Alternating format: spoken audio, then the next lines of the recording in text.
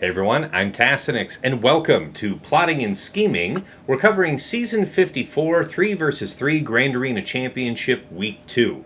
As always, I am joined by my co-hosts, Dagger, TJ, and Sasha Isha. Gentlemen, how you doing? How was your week? How'd you do? Good. It was a good week. I'll start. Although it was maybe a little under engaging on a GAC front. I only had one real match, but so I went 2-1 and lost the one real match. Cyrus, Yeah. a great player with a great account, breezed through my defense before I even logged on. He had one shot everything smoothly, and in a sense, that was liberating. And we'll get into it in a bit because it. I looked at it and basically said, screw it. Let's do some fun stuff and try and learn rather than try and sweat out that efficiency. So it still made for like one fun match. All right, dig that. Dagger, TJ, how about you guys? Mine is 2-1, and my one is because of a gamble I wanted to try, where my round one was not mirrored to my round two. Cost me the match because I wanted to try something. And that's how it goes. But with that one, my dude like clean swept my board, so it's like it was all right. So at least he made it easy for me on my Saturday that I took some attacks, took a loss, and I'm all right with it. But 2-1, and then going into actually a pretty good week three. Nice, nice. Dagger, how about you? Only 2-1 as well. Not a busy week as you know, you know. Turns out summer vacation doesn't actually mean it's summer vacation for adults. Yeah, that's never been the It's like the case. worst misnomer. Yeah, Yeah. yeah. Yeah. Specifically a punishing. Well, I'll round you out then. I also went 2-1, and like Sasha, I lost my only real match of the week. So, top level Kyber one play. Uh, pleased to bring that to the people. All right, guys. Time to start with the meta analysis. Now, we happen to talk a little bit in the pre show about this. There's a couple matchups that are really cool, so I wanted to bring these up. The first one is offensive matchups for Padme and the Padme Kron. A couple folks brought these matchups to my attention. One was Sasha Isha himself, and the other, let me make sure I give credit where credit is due, was Funky, one of my newest patrons. Dropped this little bit of knowledge about using Padme versus Gungans. I mean, I knew people were doing it in week one, but I hadn't seen a nice little video like that, so appreciate him hooking it up. But we check and see the matchups for it, and I went ahead here, sorted for Division 1, minimum relics of 7 on the, on the Padme team, on the Quadme team, rather. The defending Datacron of bulk level 3, and I decided to just check off the Padawan Obi-Wan level 9. I didn't specify any level 6 because I wanted to see both. I guess we can check and see about, divergent win rates, but see this? A total of 7 matches total, so yeah, that's why I didn't bother with it.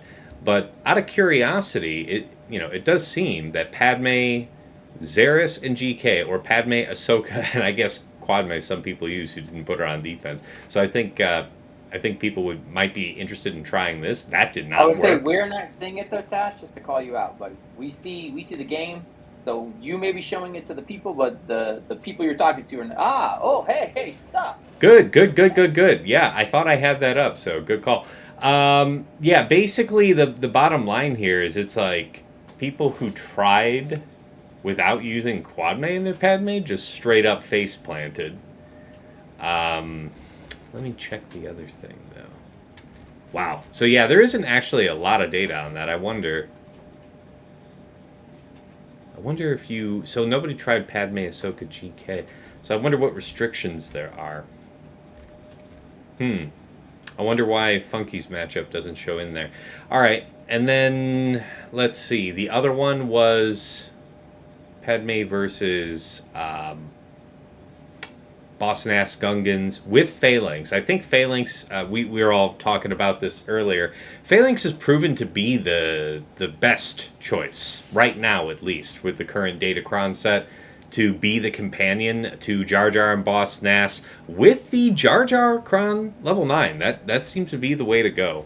It's oppressive, the amount of turns it takes. So yeah, this team also assumes Division 1 of Kyber, defensive minimum relics of 7. The right 3, 6, and 9 with bulk, the plasma generator level 6, and Jar Jar level 9, and then all Omicrons applied to Jar Jar. And then we see 0% win rate with Padme, Ahsoka, and Mace, but otherwise decent win rate with Padme, Grandmaster, GK, Padme, Ahsoka, Shock, and then 80% win rate with Padme, Ahsoka, GK. But that had the most battles with 5, so why did this one lose? What did you do? Interesting.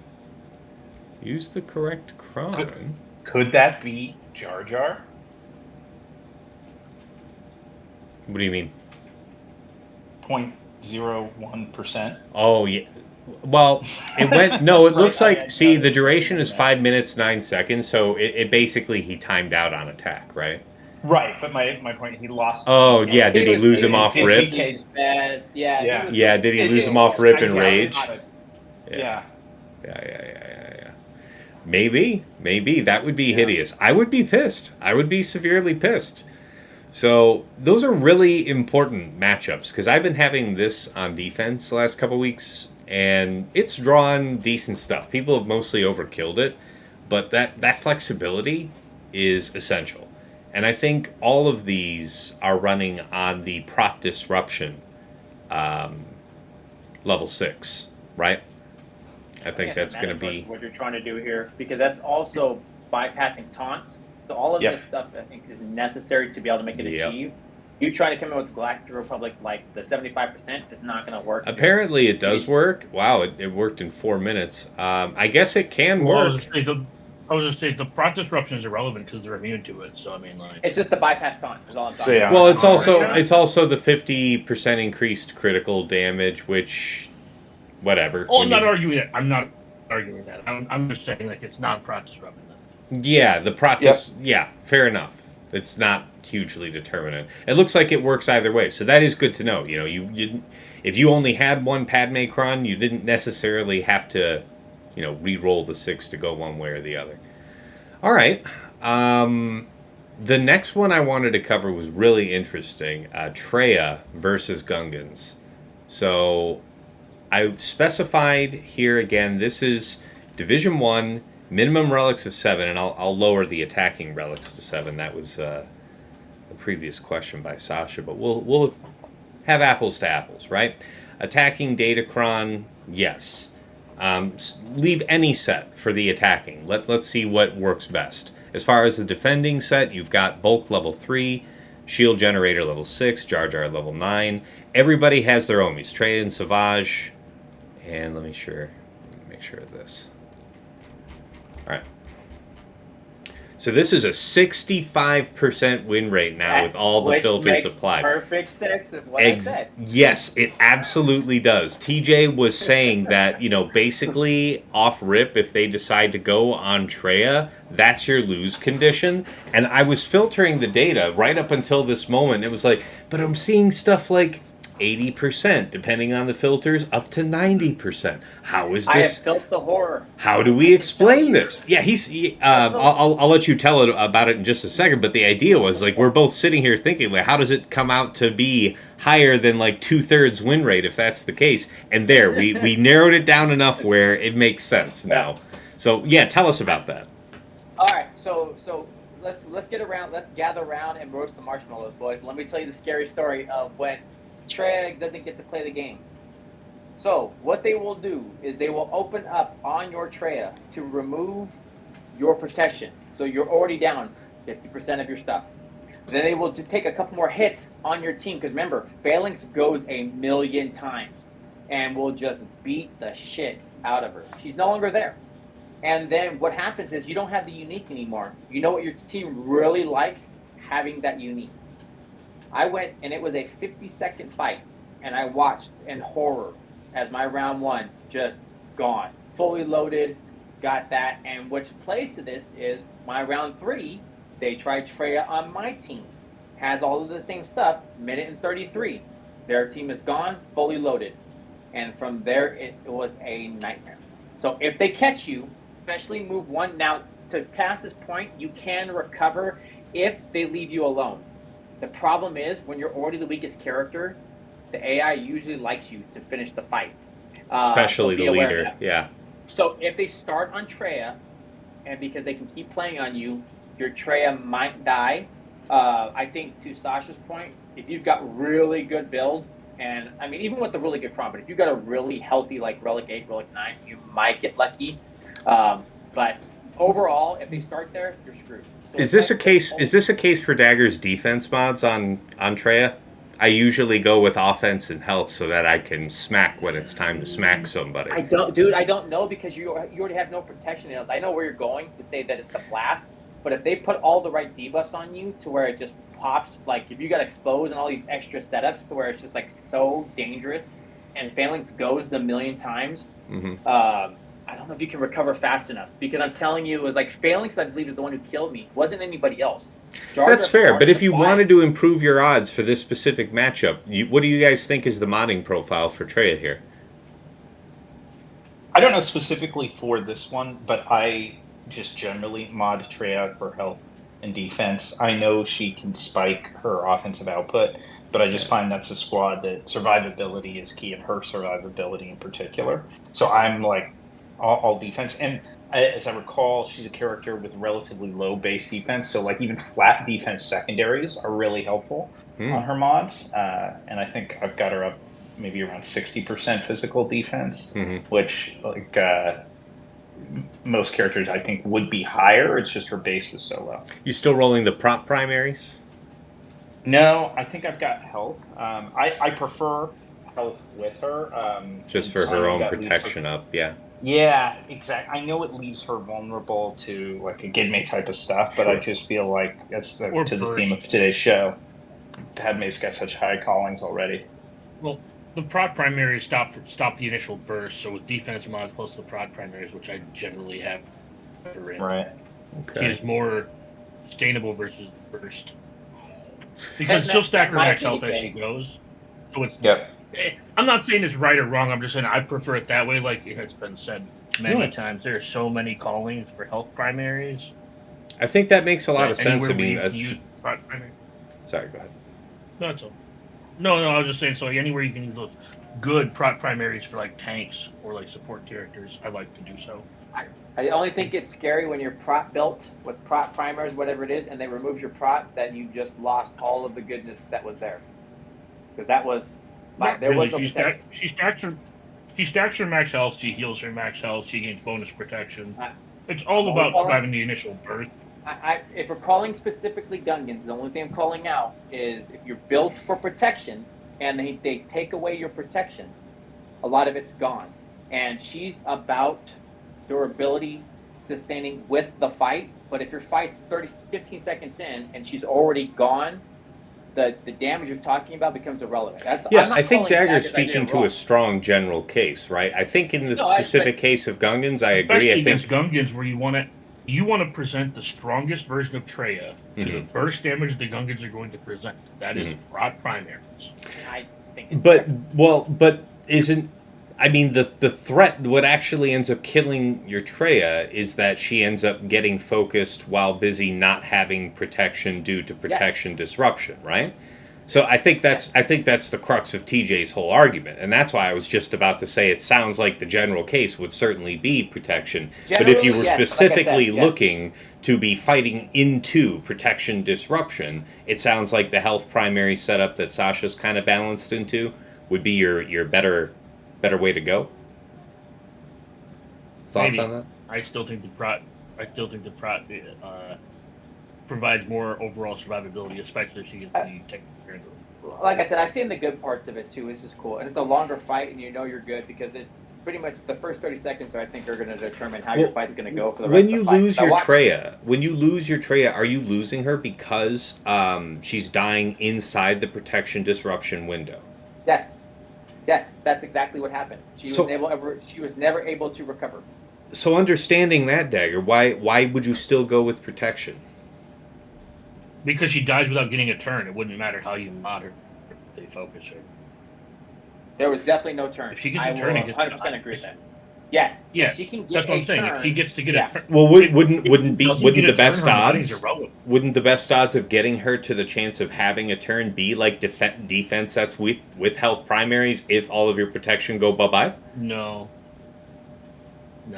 because she'd still die. If she still dies anyway, that's fine. But in terms of maximizing her probability of getting to that turn, I don't think I would remod her to be worse in other matchups just to be fair. just to ideal. Like, here's the problem: if you mod her for this, she's still going to die if they hard target her. Right. And if they don't hard Yeah, target her, you're good. Yeah. So, like, I wouldn't skew my modding just to because, like, yeah, I don't know if that's making sense, but I wouldn't skew my mods just to stop. I guess this is where I guess that question was eventually where this was driving towards, right? Like, what's ultimately the way to do it? Because of course Treya is so flexible and can be used any number of places. So for the most general case, yeah. See, I've been rocking the offense mods for so long, but it doesn't happen often. But I do remember the occasional time that my Treya gets blown up, and again, maybe I would have lost that matchup regardless of how she was modded, but. Yeah, I am thinking about those defense sets right now. Yeah, she needs her first turn. I do have some I think that's the ultimate. Secondaries. Oh, I believe that. That's worth cultivating. Yeah. My trades. I don't get none.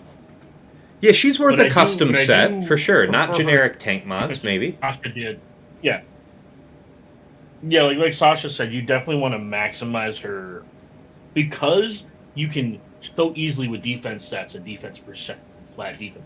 You can just give her so much additional survivability for basically free because the defense set's 75% defense. Mm-hmm. Right? You can just give her so much free survivability. I don't find her damage is all that relevant, especially in threes, because Nihilus just blows people up. And Scion does a fair amount of damage after it's held by Hatred.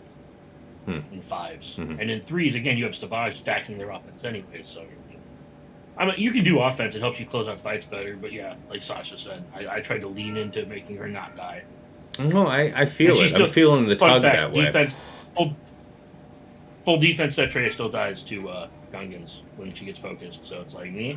Mm-hmm. Okay. The only time I've tried an offense set was when I was trying to see if I could one-shot LVs with a Treya squad. And there's some... I got it to work a couple of times, but like not reliably. Very good. Okay. I think that covered everything I wanted to mention, and that we already pre-discussed about meta matchups. Any last points you wanted to make here, guys, before we move? Did we cover the Padme versus Queen Amidala stuff, or did we want to touch? Did I just kind of gloss over that too quickly? Let me see here. Yeah. So only thing I'd add for folks, because I know I tried that battle out. It was a lot of fun, and it worked for me. Mm-hmm. And I know there was a lot of pain in the community with getting hard stuck on Queen Amidala squads. So I'm like, oh, perfect. I'll just open source this and put it out there for everybody to look at. And then, like, to my horror, I look at, like, .gg this morning, and it's like, yeah, a bunch of people took and tried it, and it had a 15% success rate. So I guess that particular counter, and I can go through it in just a moment, just so you guys know, 15% of the time, it works every time. So I can go through particulars if you want on it, Task, but we don't necessarily. No, please do in just a sec. I just want to point out, I don't know if you're seeing this on screen, but I got it filtered down towards defense minimum relics of 7, okay? Queen Amidala, Padawan Obi-Wan, Master Qui-Gon, Division 1 with the 3 and 9. I didn't specify the 6, but I did specify all 3 Omis. And yeah, I gave Padme Kron on with either level 6 and the bulk level 3. And this is what I see. This is a horror show. I had filtered it a little bit differently to come up with my 15%. But my point being, like, first of all, apologies to anybody out there whose GAC I undermined by having them rely on that video. It did actually feel quite comfortable to me. I just threw it out like just kind of on a lark. I thought it was going to be a ton of fun, and it was fun, and it felt comfortable. But there were a few aspects that I would want to note. Like one is I actually feel like on the attacking side, kind of like we were talking about before, it requires the prot disruption, not for the prot disruption, but because that includes an ignore taunt. And I think that's really critical because so much of it, I mean, the whole sort of engine underlying this is Padme's level 9, which in every out of turn attack reduces the damage done to 1 and gives you a stacking 10% protection up. So you're taking a ton less damage because that Queen Amidala squad does the vast majority of its damage from out of turn attacks. So those are mitigated from like what be a couple 100k blasts down to 1 damage, and they're creating these stacking protection ups, which is your sort of armory of courage that you're going to use to kill them. So I felt like it was pretty comfortable, but that's with like a thick and kind of health with a health modded GK and a health modded Xeris along with Padme, and not significant relic disparity. I had R8, R8, R9. My only R9 was the GK against Cyrus's all R9 with a really good Padawan Obi-Wan cron. So I felt pretty good about it, but as I see people do it with either relic disparity, they're getting one of their characters blown up, doing it with different characters, and I think TJ and I talking about this separately. I mentioned the GK is really key. If you try it with some others, you either get like counters from Mace, or you don't have the thickness and survivability to even survive some of those initial blasts, and you can melt away. And it's a timeout risk too. On top of that, I could see people running a risk of not being able to get everything killed. There must have been something really particular about this, because I just opened it up to defense minimum relics of 5. I'll tell you the big thing. If you watch it, I'll tell you if you watch it. I've watched it over and over. Look right? at this. And then I watched it there.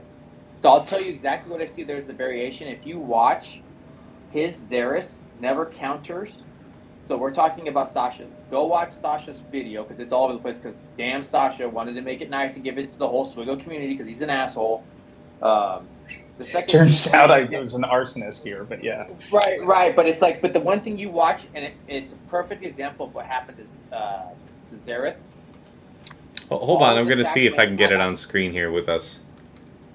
Well, and if you can, you'll see the point because you watched Xerath's fight, and it was a great point indicator. They hit his Xeris. His Xeris did counter and got all the stacks blown out. Well, I've got the video starting to play right now, boss.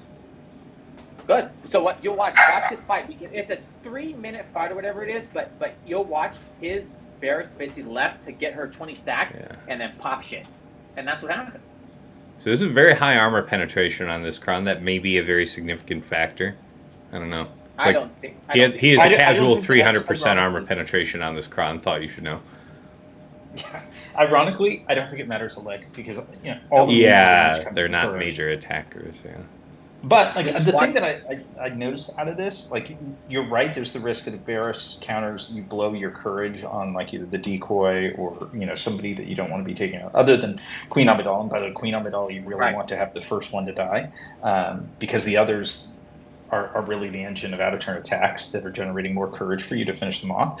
But they don't really get too low on health. And again, like I think Xeris gets down to maybe 45%. GK early on get to 45%. And this is, I would put Cyrus's squad up again, like it's up there with Aesop as like among the best that you're going to find out there. So that's what made me feel good about it. But this is, do you see what she's not doing? And not she's counting. ramping. And you'll watch her stacks rise to the top, and then it's like delete. And it's like all the things you want. So all of the goodness is happening where you want it this way, right? Because look, she's just ramping, and it's great. How slow is your Xeris? Is there some secret sauce here in having a zeroed out Xeris? I mean, she's slow, not modded for speed at all. No deliberate amount added. Yeah. That's again. Did you notice what she's not doing? And she's just ramping right up. Yeah, because he's saving. He's only using that one special. That's the only turn she's gotten, and now she still has all her stacks. and she's at 20 stacks right now. Somebody's going to die. The other thing I would say is like anybody that's doing never use the GK to cleanse. You want as many debuffs on your squad as possible, and you want Padme to turn them back around into protection up because that's where you'll get these big bursts. I did. You know what? That's a good call out. Your decision to not use that because people would want to was a really smart one. Yeah, you want Padme to take as many of those off as possible. Dude, holy hell, 22 stacks and building. And now I've got the. She doesn't. Yeah, you don't have a protection up, so you have. I don't have protection up. Oh, but why can she disobey the rules? That's a great question. I don't know. Yeah, she didn't have prod up there. She shouldn't have been able to ignore taunt. Yeah, that's odd. That's very interesting. Okay, so yeah, of course you blow her up, and then everybody else probably just keels right over, yeah? In the perfect scenario, if I also want to call out, you're only halfway through the fight, and one of the key people is dead. So now you're just toying with your food. And she's already back up. His Varys is already back up to 14. That is amazing. I mean, we'll keep watching. I just want to see if there's... Do you think there's anything key to how you close out the fight after you've knocked her out? No, if anything, between these two main candidates, like the two targets that were out there, I was kind of like opportunistically shopping for a series of exposes and stuff that just try and get them. I was a little afraid of timing out because you can see I move kind of slow, as you might the first time you try something. I tend to be a super deliberate player anyway, but yeah. No counters, and now GK is at 15 stacks. Yeah. Goodbye. That's what I'm saying, right?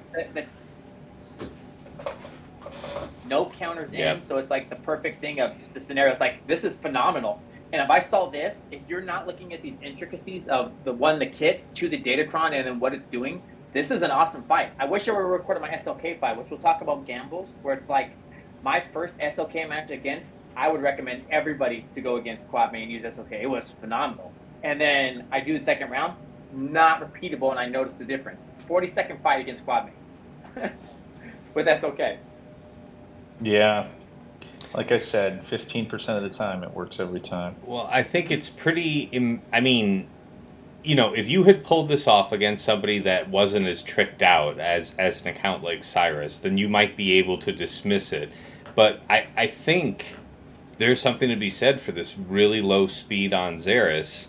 And then, your observation about not cleansing with GK is, like TJ said, definitely people were screwing that up. Definitely. Right. And it's the same thing. It's like the counterpoint, too. It's like, why didn't mine go his? Well, if you look, Varys never counters. You look at GK, he had the perfect amount of stacks when it was time to go all in. I wouldn't even thought about the GK cleanse because it's so natural to want to cleanse. To not do that is like such a huge call out and easy what I guess is a mistake to make in this regard because of how it turned it in and you had the perfect setup. All right. Okay, guys. Gamble. Offensive gamble of the week. All right, we'll start with Dagger. What do you want to highlight? I'll pull up your tab here. Get you on screen. Which round do you want me to scroll to? I was going to say my only gamble was that I failed Padme. You failed versus a Padme? Rumor Padme. I see. I took regular Padme versus Rumor Padme and timed out. Oh, okay. Let me see if I can find that one. That was my gamble. I think it was round 2. Okay. I was going to say, which cron did you take, Dagger? There, he tried BKM first, and then what? So it was a load? Well, I'm not seeing the other attempt. Maybe I thought I... Yeah, he cleaned it up. You cleaned it up with Bosk in round 2. BKM. Yeah. Maybe it was round 3 then. Yeah, it might have been. Yep, there it is. First one. Yeah, here's your timeout. Okay, so it looks like maybe at the critical moment when you decided to go in on somebody, Queen Amidala was under stealth, not targetable. The courage left her at like 10%, and I just got booted after that. Did not quite have enough, courage. on the initial. Was yours also the protection disruption one, so you could bypass taunt, or did you take? Was your cron the? Can you show it, Taz? Yeah, here. So 241% armor penetration, blah, blah, blah. So the stats don't really matter. It is prot disruption. It's the right 369, yeah. How fast is your Xeris? Prot, like 205. Wow, that should be even better. The problem was that the Groomer Padme was modded for prot. So I needed like 25 stacks of courage. You know what? That makes a ton of sense. You didn't get big enough prot up to convert. That makes sense. Mm-hmm. Well, correct. I had like 21 stacks. I needed 25 or more to get through. Okay, well that is a great insight. Nice. You know what? I didn't even think about that because I know the call-out was really for a lot of health builds, but having that prot build play with the whole setup on the courage, that's interesting.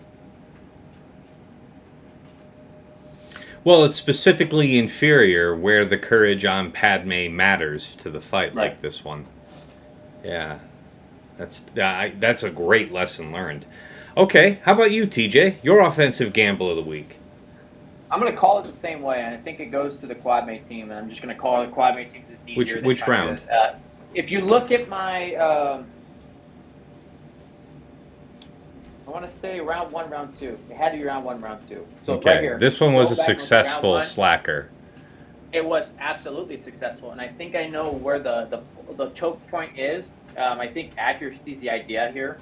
So what it is you open up with the poke to get rid of the buffs, and then on SLK's next turn, nobody's dead. So on the swipe, killed Quadmate. So Queen Amadana was dead, and you pick apart the team like a carcass on on the vulture. But then if you go to my round 2, it actually cost me the round. And what I did have happen, and I need to figure the point out, whatever else it might be, which it could be maybe Hux the third. What happened is my swipe missed her completely. So that miss on her, not deleting her, opened it up that, yes, you can bypass, but if that team gets to go, your team is just out. She has dodge mastery, doesn't she? Because I think that's actually a decent chance of happening. I'll pull her up on screen here, but I think that's accuracy. So I know we have somebody who's really building in the accuracy. No, it's she's got crit avoidance mastery. She doesn't have dodge. So yeah, you got the unfortunate on that. That's what happened. So that's where the two variations was. It's like 40 seconds, man. I'm like, man, everybody should do SLK because this is dumb. This is just dummy. Now you miss the quad main. It's, as you see, 40 seconds and it was a loop. Yeah. So it was good to see. What I'm wondering is the pull out, and where I want to try this too, is Hux the third on the team, because essentially they die. And if you're in the right setup, they'll start going after your special forces because he's the weakest character, while your SLK picks apart the team. And that's where I was getting to. So Hux, because I believe she's going to be faster because of a turn meter gain, it's not a bonus turn, would mitigate that, which means you would get to stun her before she puts everybody into stealth, because that's essentially what's happening. Is she's going so quick that everybody's in stealth, so you have to stop the stun. Well, now what if you stop her from gaining that turn meter? And now you get to poke her and then swipe on her because you can bypass taunt. Is what I want to see. But it's like it's to the point where it's not so cut and dry. It's like, yeah, I took this and I auto win. It's like you really have to think about the fight. And try to take less damage, I guess. Okay. Very fair. Great. That's I know that was a hotly discussed counter this last week, was the Slacker versus Queen, so I appreciate the breakdown. Sasha, how about you? Your offensive gamble of the week.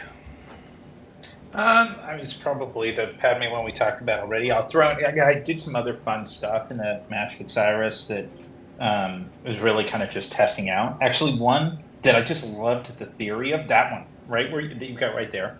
It's leaderless. It is the Faust Datacron. It's First Order TIE Pilot lead, who has no leadership but has that awesome Ami, Red Trooper, and Faust. And that's a battle I could have won, as it turns out, but I was just sort of testing it out to see, that Datacron ramps the leader's damage whenever damage is done to somebody other than the leader, and the leader doesn't take damage. Then the leader's offense ramps. And I like this. First order TIE Pilot, hits pretty hard with his army to begin with. There's nice offensive stats on this Datacron set, and then he just keeps ramping. And I wanted to test just kind of for fun to see how high he would get, so I just kind of kept targeting Holdo. And he was hitting for about 450. He just crushes Holdo. It took a while. It took like 3-4 minutes to get there. Ultimately, the thing timed out, but it was just a fun combination, like a leaderless combination that, because of the Datacron and the Omni on there, did really well. So that was just a goofy, fun one. But yeah, that's actually it's more powerful than this this one data point might suggest, because the fact that you were able to meaningfully get through Holdo such that you could kill Rey was interesting. With no leadership. That's a battle that could have I could have won for 55 had I pushed to try and close it. Instead, I killed JTR and then basically made the decision that let's just stick on Holdo and see how far we can get with it. And when Holdo would get down on health, which she's R9 really thick, I would hit BB-8 once, and who would have foresight, clear it, and then put that bonus protection on Holdo so I could use her for target practice again. Yep.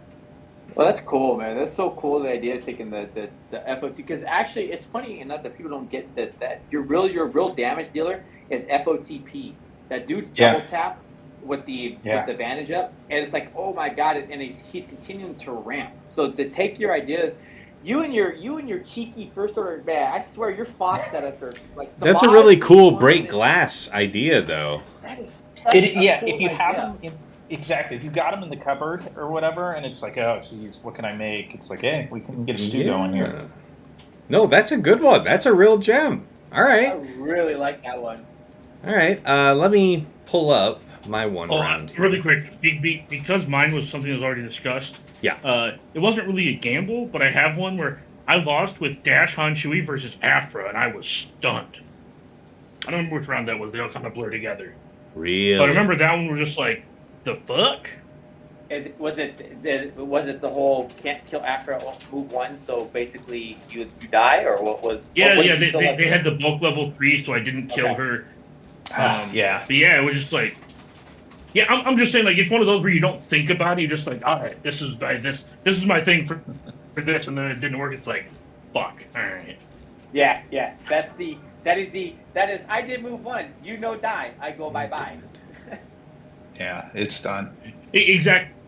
So that wasn't a gamble, but because my air quotes gamble was trying Sasha's count. Oh, there it is. Sorry. Yeah, that wasn't even Bam Han Chewie. That was Dash, so we had even extra punch on top of that. And then yes, that Africron had 164% armor penetration. So when BT1 did literally anything, that was it. That was everybody we needed the opening to work, and then I win the fight. The opening didn't work, I know when fight.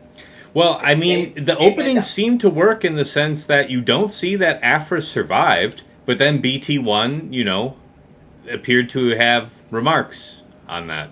He said, oh, you thought you was tough. Yeah. Yeah, BT1 got to do both day weeks.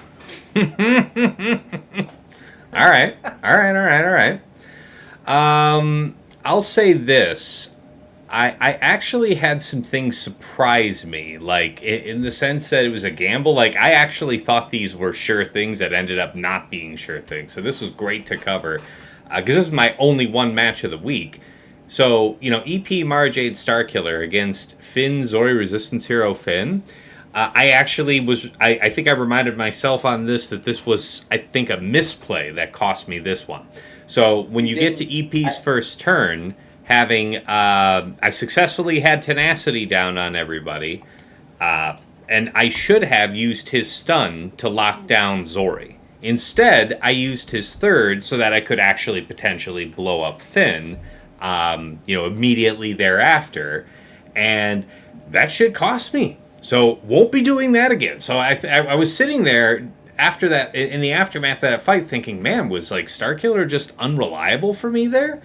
And then, looking back over the VOD, I was like, no, I think I could have. I don't know that Star Killer wouldn't have gotten bursted down in the subsequent turns anyway, but I would have at least bought myself a little more time had I, decided to land that. You would have been fine, man. I said the same thing. It's like you have the ability to afford to do his third at any point, but you need to control the fight. If you let them go, you're in a world of hurt.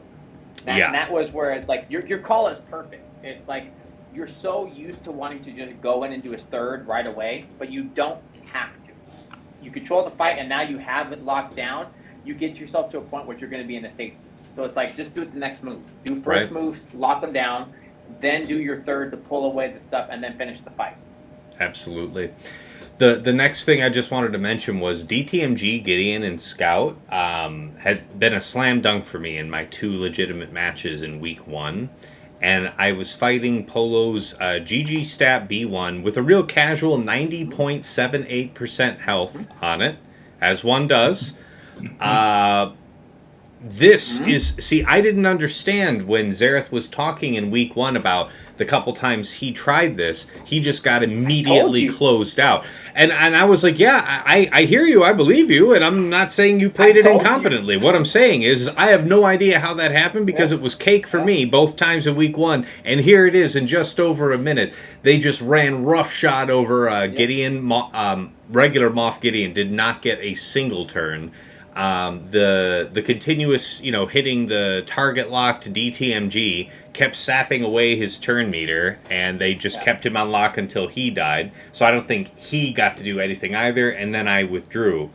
It was bad. It was very, very bad. However, I will say, right there on that stream, Tom Ford shot me a DM and said that Death Trooper and Scout is perhaps the way. The thing is, though, I don't know if that would have saved me in this situation because of the 90%. Because when I watched his video, he's blowing up Step the same way. Well, actually, no, I didn't attempt to blow up Step. I think that was my plan, though. Had my cheeky self actually gotten to take any turns at all, I think the plan was to burst Step. So basically, with DTMG, Death, and Scout, Tom Ford said he's still been able to get this done. I'd have to... I'm going to tell you 2 things. Yeah, I'm going to give you 2 things because I wanted to do this. I used Death round 3. Here's the point I want to call out where I don't think it's being... And we've talked at length about this, Tash, you and I, like on a substantive point. The build on health, I really feel is like a choke point where it's going to be at. If your staff is health built, and all of this funnel comes down, because if you look at the Kron, there's high health, and if the team has it, I really feel like, I think there's going to be a point where it's like, yes, for the average human, it'll do it, because if you go to my round 3, on the fight, I went with Death. I had to test the theory. I knew I was going to win, so I wanted to test the theory. He only had 54% health on it, but it worked just fine. It wasn't as quick as B1 kills. Yeah, but that's what I just wanted to see what it was doing, but it felt very good with the Death on there and the big bomb, what it's doing, and the fact that you get to put the death mark on and the shit they just fade away. Yeah, because you get to burst right in on Stat, but even with B2 here, you're not worried about him taking turns and doing stuff. Yeah. But that's what it's like looking at. But I think when you're facing Polo with that high health, and when you're facing these numbers that are not human, like a la Sasha, Aesop, Cyrus, these are not normal players. Everything is not 1-to-1. I've watched that Tom Ford that you showed the video on. There's no way him getting to do a 2-shot is going to kill somebody like it did. Like, I watched where that Death got to just like pop, pop, and that person was dead. It's like, you're not doing that to Tass's setup. His is pristinely modded. We're looking to R9 staff. These are not, you don't get to do that stuff and then say it's the same. And I wish people would take that into account, that it's not always work. And that's where I know Derek talks about, because you guys aren't fighting who these folks are fighting. So don't always assume what you're fighting, even in Kyber 1, are not the same world. They can be different worlds where his shit is so highly modded and tuned, and the Datacron is tuned, doesn't just work like in air quotes like it's supposed to. Very good. All right, yeah, I just wanted to highlight those couple of fights because they felt like they were so reliable for me in week one. So not as much a gamble, but more like the opposite, right? Something I thought that was secure and then let me down. Let's go ahead and move to standout defenses. Circling back around to you, Dagger. I'll pull you up on screen. What's the defense of the week you wanted to highlight?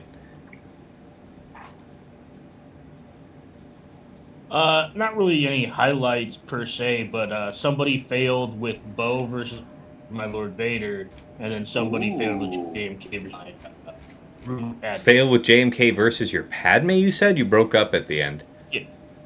Oh, yeah, my groomer Padme. Wow. Wow. Yeah. Wow. Okay. Yeah. See, people still mess around with this Qui-Gon versus Rex Crex, and then get the back blown out. Look at that. JMK no real standouts as in something held multiple times. Oh no, yeah, you said LOLs this must be the wrong round. This is round 2, but he failed. This guy failed JMK versus your Quadme. Just ate dust. For a minute. Yeah. And then like I said, there was another one I laughed at. One of my opponents failed with Bo versus Lord Vader. There it is, right there. In 2 minutes' time. Yeah. Wow. So what does this mean? What does this mean happened? It means that Thrawn got the fracture on Paz, and then Maul took a look at Bo-Katan, who isn't fueled by bonus turns anymore, and was like, "Hi." I would killed her twice. I would ask, did BKM not have the bonus turn Omicron, or did she? Because basically you delete. Well, bonus turn was a Datacron effect. That's not part of her Omi, so that's not something she gets off. Not part of the Omi. Hold on. Yeah. I guess. One of those. That's why I said. I can't You're explain breaking either up. one of those. I was just saying, I had some chuckles looking through my history. No. That's that. I mean, that's okay. Consistently, but yeah, those two stood out when I was kind of glancing through it. It's got a good chuckle out of opponents being I don't want to call them bad, but making some what do you call them, TJ? Some poopies? Making some poopies? Oh, some poopies. Yeah, love them poopies. Yeah. Man, yeah, and look, you see, that's the thing. You also put on your Lord Vader a 257% armor penetration cron, so it isn't just the true damage. Yeah, not just the true damage threat from Maul, but Lord Vader when he gets that, man, when he gets any turns just a at all. casual amount of armor. Yeah, that's a bad time. Just a casual. Yeah. All right, TJ, how about you? Your defense of the week. Dude, it's Gungans for me. Gungans and Quadme are the monsters of they just did what they were supposed to do as we were going through it. What rounds stood out? Inno, the one versus Inno. Oh wow, look at this. He tried. Yeah, dude, they were just. This is your round 1 versus Inno. He threw gas at it. No, Qui-Gon. No. Hold on. What's after that? Hold on. Wampa. No. Hold on. Continuing. Saw. No. Tuskens. No, sir. If you don't have it down by that, you let that go, you are in. So don't be doing that. As Tass would say, don't be that guy. You don't want to be, because it's real bad. Same thing for Gungans, man. Okay. They are so unrelenting. These two teams are just oof. If you get the bad luck.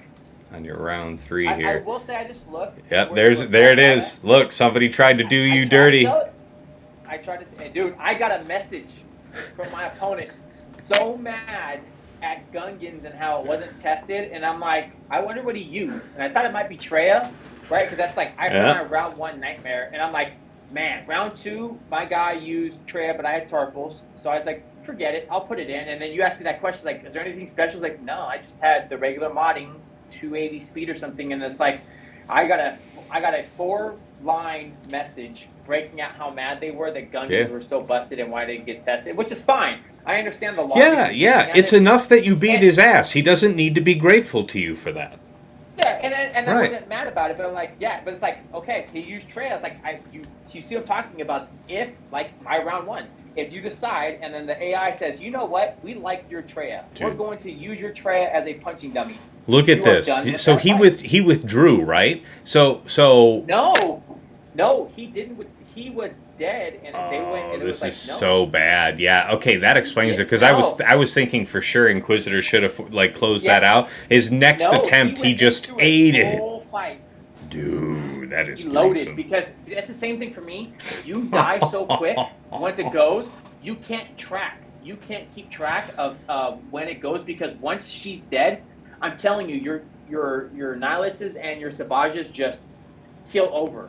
That's why I said mine was a full load too, because I couldn't get out fast enough. They just killed my team because Phalanx is not stopping once he starts, and then the disruption is so crazy on you. You can't keep up. Yeah. That is insane. All right, that's a great one. Yeah, man. You can't, do not preload the Gungans. Just do not do that at all. Withdraw, actually, like pour water on your router, whatever it takes. You stop that right now. You get out of that fight right now if you're going to preload it. You don't want to be that person. All right, that's a good one. Sasha, how about you? Your defense of the week. Really? I mean, I had one match and Cyrus one-shot it, so there's really nothing that stands out. Also, Sasha. Yeah. Really quick, consider one Sidious only. Yeah, that's very fair. Yeah, consider applying the Sidious. I know I need to. I do know I need to. But yeah. I don't really have anything great. I guess this makes me mad. This makes me mad that he did this to you, because I failed twice doing JML, JKR. I did it with Jedi Cal, so I guess I didn't run it with JKL the second time. But he did this in just over a minute for 56 banners. Set 14 Jedi Kron, stacking offense and speed level 3, not that anybody died. 100% added offense level 6. Yeah, that 84% protection. So he just, walloped, I assume, the Hux and then the crew. I think one of the lessons that we learned from me trying it that second time with JML on Slacker is that it's actually disadvantageous for JML to be faster than Slacker, because you're all saying, you gotta let him poke you, and then you use Efflux to give yourself and your allies the critical hit immunity, which gives you the longevity required to manage the fight, I guess. So, wow, because he just kicked the shit out of this. That's incredible. Yeah. I forgot to mention this back in the offensive gamble section, so let me just squeeze that in real quick. I finally, maybe for the second time ever, got Night Sisters to work against Jabba in one shot. The critical aspect was, once Asajj was dead, Mother Talzin was a long way off from dying. But I want to say, it was somebody in the chat that said, right there, just put it on auto basic, even with just one dead. Like, instead of trying to seek out, the moment to maybe get, blown up some other way, some more creative way. I don't know. But yeah, no, just putting it on auto basic. Jabba decided to go after Mother Talzin with his third, and over time she eventually died. And then we popped off the chain. The one thing I think I could have done is, after we were like 120, 130, 140 stacks of Plague, I probably could have taken it off of auto, used Marin's middle, and tried to bring people back. Because as it stood, just leaving it on auto basic to make sure that the fight closed out, it was a 52. So could have been, a little better. Still a one-shot, and I think a lot of people are actually using Night Sisters for a planned two-shot. So... having it work at all is nice. Okay, yeah, for my part, for my standout defense, let's see. Yeah, well, that was a planned two-shot. She used Sidious against my Jabba and took out the sides, but I think there was another one. Yeah, so she had Star Killer go south, not against Resistance hero Finn with the Finn team, but Finn, Zori, and Rose. I do have both, the Rose and the Zori Omicrons, but yeah, in 46 seconds, she just got blown out. I think there was one more, but no, that was it. So yeah, she was pretty clean on attacks aside from that. All right, yeah, I'm glad I remembered about that Jabba point. That was going to bother me. All right, guys, last segment here. Takeaways and final thoughts. We're heading into the final week of week 3 here. We've got a sense of what we're dealing with the new Datacron's dagger. What are you taking away? Well, just like Kobe when he wore the number 8. Questionable decision. And then changed his number to 24, and we loved him. We should not excuse Padme for deciding to have a bounty holder. You know, when you're not breaking up, I'm getting like Kobe references. I feel like that's what I'm getting. Oh, I was just comparing Kobe to Padme, where we forgive Padme's indiscretions because she's hot. Yeah, I think that's a good one. Padme reserved for offense this week, certainly with her having protection up herself everywhere, which enables... No, I'm saying we shouldn't give her a free pass. 9-year-old boy. Oh, man. Well, when you come back out of that cornfield, you let us know, and I'll come back to you here at the end because I want to make sure we capture your comment. But something surrounding Padme, and I think we all agree it's probably good. Okay, TJ, how about you? Your takeaways and final thought. I think the both things apply right now. I don't know if this is the week to take chances, man. On these teams, I know it's high risk, high reward, but as you've seen, like my round 2, that hurt my feelings, and that's what cost me my round because I wanted to take something, which I would have anyway. So it's not like I wouldn't have still done it, but seeing that point, I don't know if this is the week to do that. Strategy still plays a part and studying your opponent, but those high risk, high rewards right now, these teams are monsters right now, especially Datacron. So just be careful out there. Fair enough. Sasha Isha, how about you, sir? Your takeaways, your final thoughts. What's the summary point for the people? Yeah, I think playing to win, TJ's spot on. That you got to be cautious with the risks you're taking because there are some really unforgiving comps with Datacrons right now. That being said, I'll tell you just from my own kind of like personal disposition on it. I had a lot of fun kind of messing around with stuff, so I may lean more into sort of risk tolerance than I normally would because like when I play really well, I play buttoned up, and it's exactly as we've all talked about in the past. It's you want to just squeeze the risk out of each of the different matchups.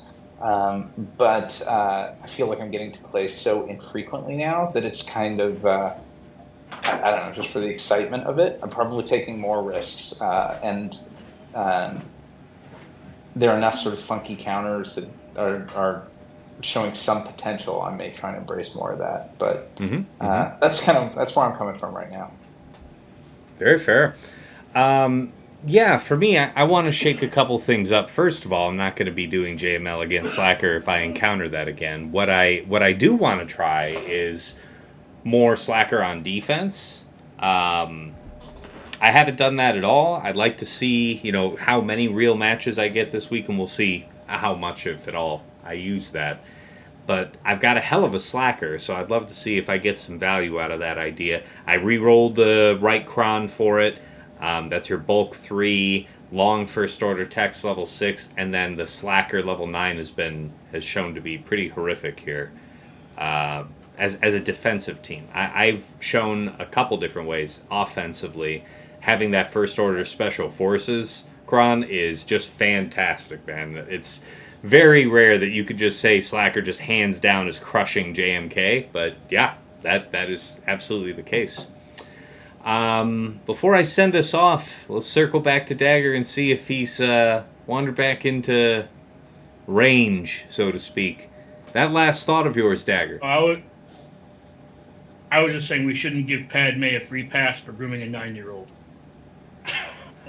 Well, you know what? I'd say that was worth circling back for. A real gem, if there ever was one. That is practicable intelligence. To draw a correlation to Kobe.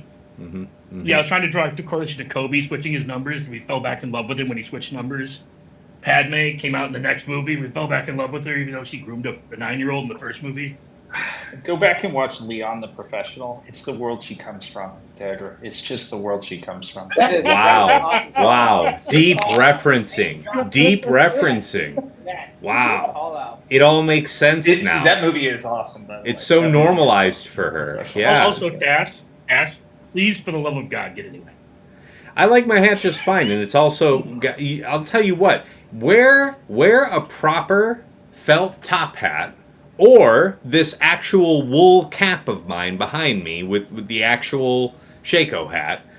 Wear that in June, indoors. Like even with air conditioning, it gets uncomfortable real quick. This thing at least breathes. I was wearing a beanie guy 24/7 for like 3 years, dude. I get it. Yeah, I'm not trying to cook alive in my office here, so no. All right, well, hey guys, thank Stop you. not touching your brother. I will pull over. Okay, well, thank you, Right. Dagger. I appreciate that. That's right. You will turn this car right around right now, Taz. That's Stop right, stopping. man. Somebody's Yeah. about to get it. I'll tell you what.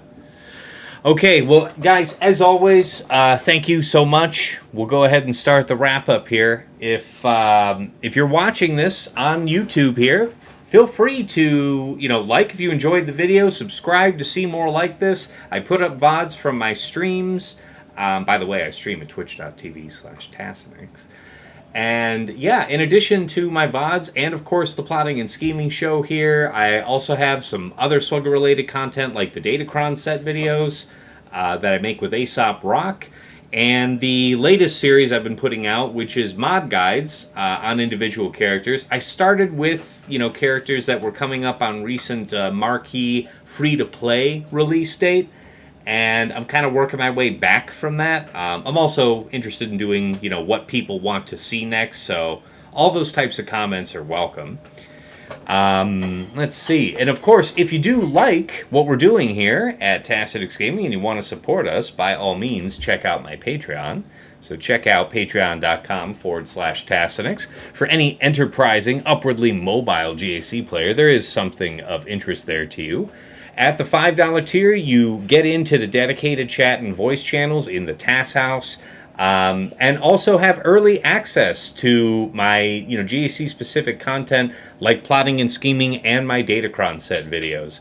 So first of all, we got to thank the folks that jump in there at VIP Access. Thank you to Andrew, White Wolf, Sam Vimes, Jobin4527, Stark Strategy Gamer, Rays Malbus, Brock Thud Steel, Renee Bebe, Deadpool Cow 28, Johnny B. Ottawa, JJ's Productions Twitch, Sweens14, Darth QPPMG, and Funky, who he actually bumped up, so I'll mention that because he upgraded. He started here at VIP Access and decided to bump up, so hey, all the better. So yeah, if you jump up to the $10 tier, VIP Access Plus, you get bundled access to a Megabot Patreon. So if you watch my streams, I like to go over that report on my opponent. It gives a fantastic at-a-glance view of your opponent's offensive and defensive tendencies. I can't say enough good about it. Thank you so much to Stryker and Esh Sotnikam taking advantage of that. At the $15 tier is VIP Access Premium. That gets you a double Patreon bot bundle, not only to a Megabot, but to Hot Utils as well. That is the premier tool for mass loadout and mod management. Thank you to Quig, Ibanek, Sir Boss, and Trevor Boy Gaming. Appreciate you guys. And of course, at the top of the heap, the one, the only, Nomad's Reaper Ingesters Club Elite, by far the most incredible supporter of this stream, has just come in from time to time and dropped hundreds of subs, thousands of biddies. Fireman carried hype trains up as high as level 18, I want to say. So really appreciate you, man, for the incredible support. All right, and, we have to do our special thanks here. Thanks go out to Yoda Force, one of my original supporters from back in the day. Got me the mic I'm speaking to you on right now. He's long since quit the game, but we remember him fondly from the other side. To Mrs. T, my wife, thank you so much for all of the background support, updating my slides, keeping our daughter out of my hair while I'm trying to be halfway decent at a phone game. And of course, to my co-hosts here, I'm Plotting and Scheming, Dagger, TJ, and Sasha Isha. Thank you so much, guys, for making the time out of your busy, work and family schedules to make our show. Couldn't do it without you. It just keeps getting better and better as we, get more into the habit. So appreciate you guys so much. And we'll see how it works here. We got week 3 coming up, and then I have to wrangle our special guest that'll be coming up for the in-between week. That's still a secret for now, but we'll be discussing it next week. All right, coming back over. Yeah, well, good luck to all of you making your preparations here going into week 3, round 1. And until next time, it's been real, it's been awesome, it's been real awesome. Take care.